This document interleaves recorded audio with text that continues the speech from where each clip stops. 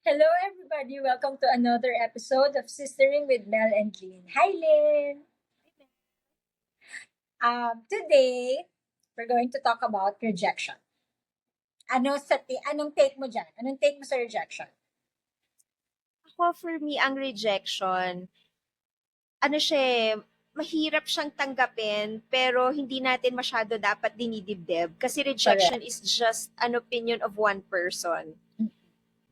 Kung hindi ka niya natanggap dahil feeling niya hindi ka magaling or ayaw niya sa'yo, you're not good enough, hindi ka masyado maganda, kung halimbawa nanliligaw yung lalaki, di ba, Yeah, parang hindi ka masyadong type, it's just the opinion of that person. correct. So, it doesn't reflect who you are. It reflects yung opinion lang nung taong nag-reject sa'yo. Correct. So, yon for me. Ang isa ko pang iniisip sa rejection is we should be comfortable with it. Being Kasi, rejected. yeah, with being rejected. Kasi parang muscle siya na nabibuild. Correct. Yung confidence mo to keep on trying. Kung nagiging confident ka na na-reject, kasi parang ma-reject ka once, o ano naman, try again, 'di ba? Try, improve, 'di ba? Ganon. So, I think rejection is good nga somehow. Kasi nga it Mhm. makes you more confident, resilient, and it sometimes it fuels you pa nga to become better. Yes, yes. Totoo yan. So, ako, parang, siguro just like, dun sa karamihan ng mga listeners natin, or like yung mga nagtatanong, or those who are affected by rejection, right now, they're taking rejection too seriously. I agree. Kasi ako ganun din, siguro before lang. Pero para sa akin, ang best, I agree with you when you said that it's a practice. It's like a muscle that you have to grow. Ang best practice sa akin na para maging um, hindi na masyadong sensitive sa rejection or to look rejection in a more positive way is doing sales. Kasi, yeah, making sales offer. Like, nung nag-business ako, nung mga una, syempre, lalo na I am the creator of the product. So, when you are in a situation na nagpo-promote ka, example, nagpo-promote kami, ganyan, nag-offer kami ng free tasting, ganyan, ganon. So, um, una, nandun kami sa position na we are humbling ourselves na kami yung nag-hi, kami yung unang bumabati, nakasmile and all, and then kami pa yung nag-offer ng free. So parang yun yung mga iniisip mo na, di ba, ikaw lahat yung nagbibigay. And then they will just say no, parang yung mga, di ba, tayo, ganyan, yung mga nag-aabot ng flyer, ayaw talaga agad natin, ganyan, parang Yes. ayaw natin yan, yung mga ganun. So, nung mga una, yung parang ganung feeling na, ay, ang sakit pala na Yes. hindi Oo. man lang nila, i-try or hindi ka man lang nila Hindi ka pinansin. batiin din, oo, ganyan, Oo. i-greet or i-smile back, ganyan. Pero, habang tumatagal, nare-realize ko it's better. It's better na ma-reject ka fast than yung parang and also mag-move on ka fast to the next. Kasi the more you will be able to sell, 'di ba? Dun sa aspect of selling, mas marami kang prospects na mamimit, ganyan. Kung hindi, wala kang downtime dun sa rejection ng mga nauna. Or parang mas okay na dead man na lang. Mas better pa lang, or ano na lang, no, ganyan, straightforward, no, I'm not interested. It's okay. Kesa dun sa, usap pa kayo ng matagal, ganyan, tapos ang ending din naman, hindi, di ba? Parang gano'n. Yeah. But anyway, yeah. So, dun talaga ako nasanay dun sa, and hanggang sa dumating na sa point na, parang ngayon, no is no. Okay, it's a statement. You don't have to explain yourself to me so I can move to the next. Tapos tayong dalawa. So parang sa akin, rejection is just rejection. Hindi na siya negative. Wala na akong negative connotation sa word na rejection. Or at least dun sa act of rejection. Parang okay lang, tama ka, it's your opinion, I respect you, kung ano man yan, sige, okay lang. You don't even have to explain. Your no is a statement to me and it's complete.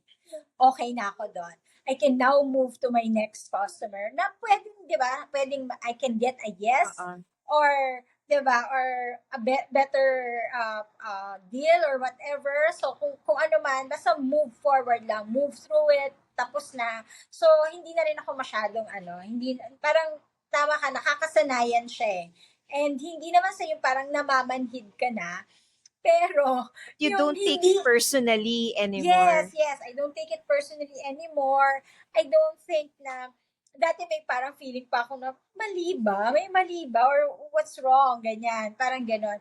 Well, still, nagre-reflect pa rin ako ngayon in terms of sa sales ng product, ganyan. Kasi those, parang it's just data. Data na lang sa akin ng Yes. rejection.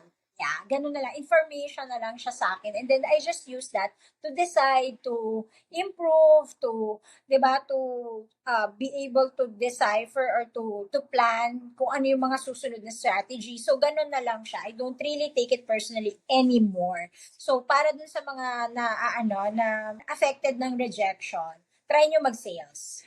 Totoo, kasi sales, sa lahat naman ng bagay, pag nagbebenta tayo, nag-a-apply tayo ng trabaho, we're selling ourselves. Yes, 'Di correct. ba? Meron kang business, kailangan mo ng investor or kailangan mo ng clients, you're selling yourself. Kung halimbawa, meron kang services, lawyer ka, doctor, or freelancer, 'di ba?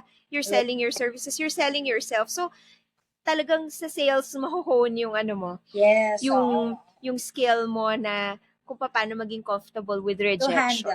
To handle rejection. Yeah. And handle it Mm-mm. gracefully. Wala na akong ganun. I don't defend it anymore. Wala na akong ganyan. Okay, thank you. Ganyan, smile. So, yun na Mm-mm. lang din. Parang sa smile na lang ang katapat ng lahat ng yan. Ganon. Mm-mm. At saka I like what you said na data na lang siya. Kasi Yeah, oo. dun ka makakakuha ng information kung paano ka mas lalong mag-i-improve, Correct, 'di ba? correct. Oo, oo. Yeah, totoo Tsaka yan. ano, I think ang isa pang maganda sa rejection is it makes for a good story. Na halimbawa, meron kang business or when you're just starting out, ito yung mga natanggap mong rejections and then pag nandun ka na sa level na talagang super successful ka na and people are looking up to you, they're asking for advice, anong pwede mabigay mong tips, Correct. pwede mong makwento ngayon yung mga pinagdaanan mong Yeah, rejection, 'di yeah. ba? Kasi Correct, correct. wala namang naka-inspire sa atin na sinabi niya, "Oh, from the very start, ang galing ko, successful Oo. ako agad, ganto All agad." praise, diba? Yes, mas inspiring yung nagkwento na nung start, eto lang ako, ganito, ito yung mga pinagdaanan ko, ito yung Oo. mga rejections na natanggap ko, ang Correct. sasakit. 'Di ba parang mas maganda yon? Kasi Yeah, yeah. everybody loves a good hero's journey, 'di ba? True, oo. Tsaka tsaka totoo rin naman yon. Sometimes kasi, hindi rin naman nila minimean na i-reject ka totally or i-hurt Yeah. ka. Pero, they're just saying it. Like, example, I remember, hindi ko pa yata to na-share sa kahit na anong interview ko or siguro once, I don't remember na. Basta, when I was starting, like yung sobrang maliit pa yung batch size namin, like parang 30 sachets pa lang. So Yung talagang production. production ko. Like parang pangbahay pa lang, para lang sa family. So there's this Viber community in Quezon City na parang feeling ko ang lakas niya. Tapos I got connected with the admin. He was very nice to ask me to send samples na magpadala daw ako ng sample. So, syempre, ikaw naman, nagsisimula ka pa lang, ganyan, excited ka na napansin ka or nabigyan ka ng chance. So, nagpadala ka naman ng sample. So, pero ang sakit nun sa akin, ang sakit kasi, parang ang pinadala ko is like 15.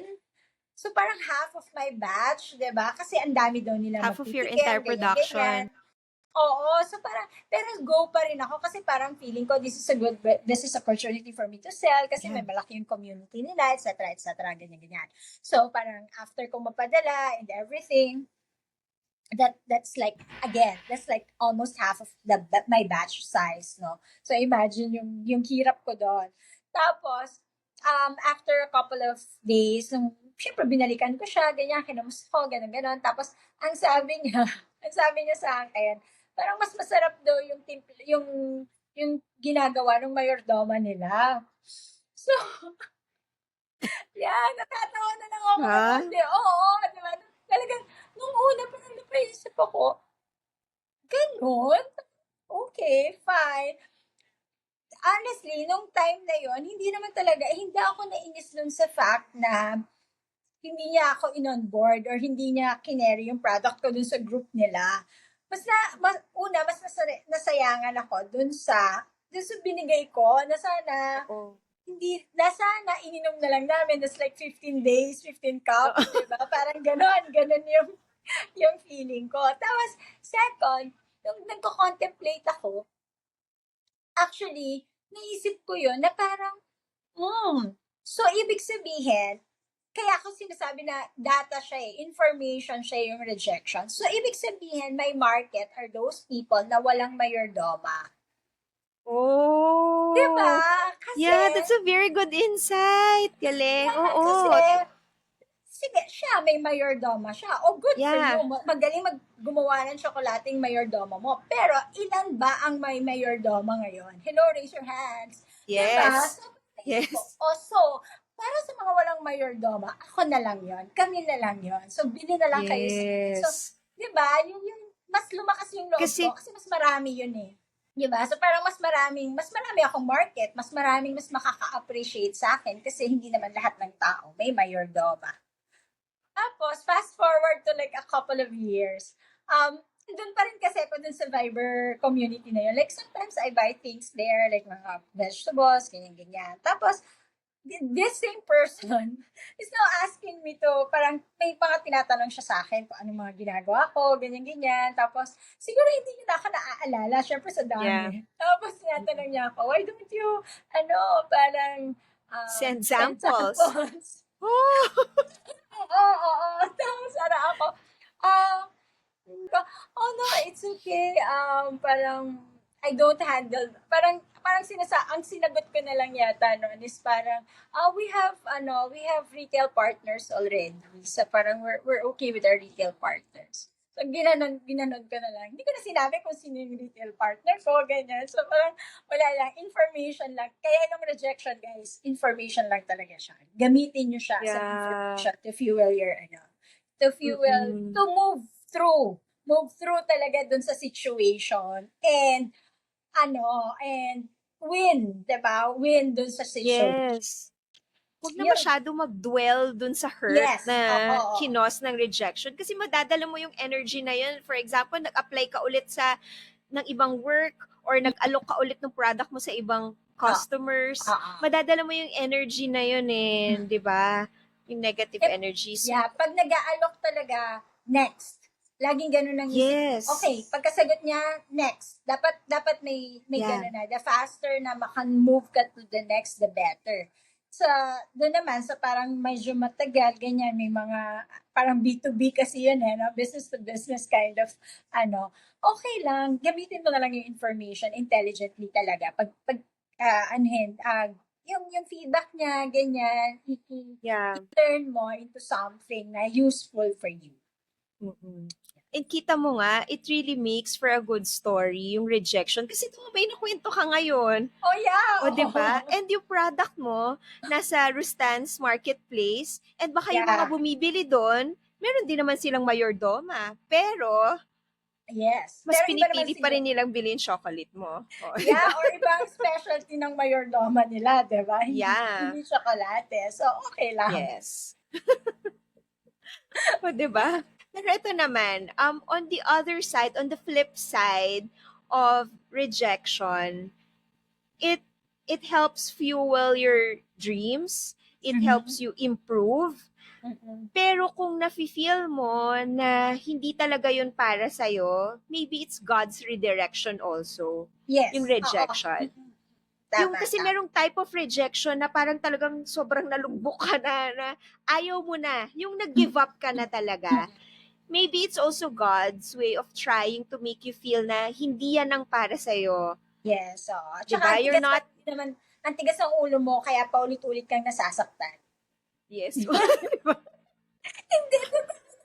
Hanap ka na lang iba. Yes. Diba? Huwag na siya. Kasi, Talaga naman, 'di ba sa unang beses hindi pa gano'n kasakit, pero 'pag paulit-ulit mo siyang ginagawa and you keep, 'di ba, doing the same thing and falling into the same, 'di ba, wrong thing, eh, di nare-reject ka na nare-reject. So, ano na Sig- talaga, dead man, 'wag na 'yun, 'wag 'yun. siguro you should pay close attention on how you feel. Kasi yun nga, pag paulit-ulit, it's either makaka-develop ka ng parang nagiging comfortable ka with rejection and parang dead ma ka na lang, move on to the next. Or the other thing is, parang mas lalo kang sobrang nasasaktan. Siguro you should pay attention. Pag yung feeling mo, it drives you, it fuels you, go, improve, try again, 'di ba? Pero kung yung feeling mo na parang lalo kang nalulugmok, nalilibing ka na sa, nakukumunoy ka na sa paulit-ulit na rejection, it's time to change, di ba? It's God's Correct. redirection na baka sinasabi niyang, I'm not opening that door for you because you're Yeah. not meant to enter it, di ba? Yes, Baka there's correct, something correct. better for you. 'Wag makulit, 'wag masyadong makulit. So it pays to listen also, like, again, use the rejection as an information, use it intelligently, pag-isipan, tapos pakiramdaman din talaga natin. Okay, so yun, that's everything we have to share about rejection, and we hope you learn something today. Thank you again for spending your time with us, and we'll see you next week on Sistering with Mel and Lynn. Bye! Bye!